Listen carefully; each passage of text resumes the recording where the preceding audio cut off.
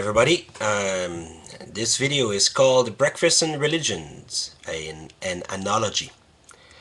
Now, I was thinking, and thinking is a dangerous pastime, by the way, about why do we have wars about religion? So I was thinking, well, why is that? And and I think that one of the ideas I came up with was actually having breakfast with my wife. Now, let me give some background. I'm Canadian. My wife is Japanese. We live in Japan. Now we come from very different cultures and we have different breakfast items. I've adapted to lunch and dinner in Japan with rice and miso soup, but breakfast is still the one time of the day where I like to have my cereal with raisins and my toasts and my coffee and my orange juice. That is my everyday's my little ritual in the morning. This is what I like. Now, my wife on the other end is Japanese, and therefore she likes to have the Japanese type breakfast: rice, miso soup, tsukemono, which is a Japanese pickles made with salt, not with vinegar, and a few other items like fish, maybe, or fried eggs, but not the fried eggs that most North Americans know. More like the kind of a thin omelet rolled over.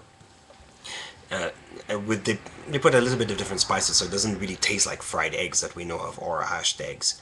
Anyway, so at the beginning of our marriage, what happened was I like to have my ritual of my breakfast in the morning, and for me that was a very strong thing. Now my wife liked her ritual in the morning, which was a different type of breakfast, and that was quite strong, that she wanted that.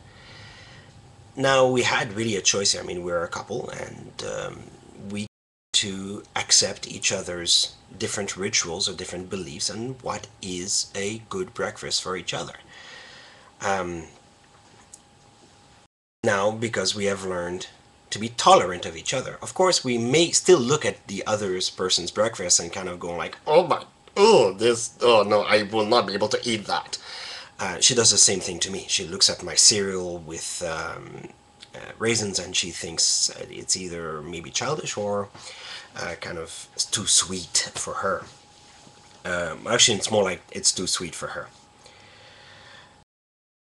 So, now, how does this apply to religions and wars? Well, there it is. I mean, if you have a religion that has a ritual and that they really believe strongly in it, and they do that ritual. Now, another religion nearby has another type of ritual, and they believe strongly, and they do that ritual. Now, if there's no tolerance, for example, let's go back to the analogy with my wife and I for breakfast. If my wife was very strong in her belief that rice, miso soup, and tsukemono and tea is breakfast, if you do not eat this style of breakfast, you're not eating breakfast. You are a bad person.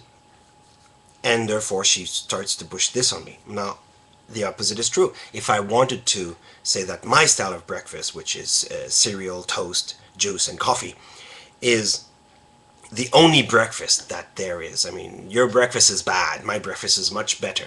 So therefore, eat my breakfast. I'm forcing you to eat my breakfast. She's forcing me to eat my breakfast.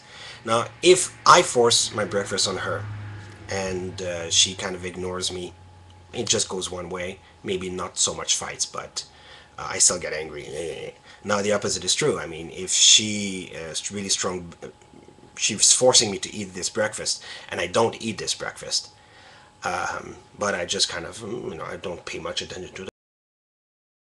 She gets angry, but yeah, it stops there. But if both of us force each other to eat each other breakfast, I mean, we fight. Now we'll start to fight with words. We'll start to fight with arguments.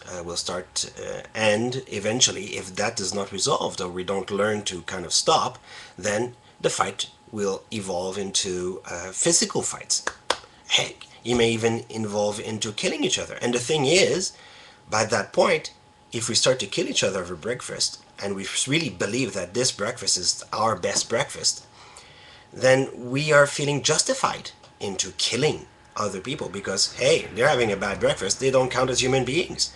My breakfast is the right one. So my wife and I have learned to be tolerant of each other's breakfast. Yes, we do snickers at each other's breakfast. We kind of sometimes make little jokes to each other about it. I've learned not to be too sensitive about it. She's learned not to be sensitive about hers, and we learn to respect each other's breakfasts. Now, I believe this is how the world should be with religions. You can have your rituals. It's okay. I can have my rituals. It should be okay. As long as my rituals do not impede on your rituals, and I do not force you to follow my rituals. That, I think, is the most important part, really. Tolerance. To accept each other's point of view. And it may even brings less conflict to the world. Well, just an idea, just an analogy I had while eating breakfast this morning. So, take care, everybody.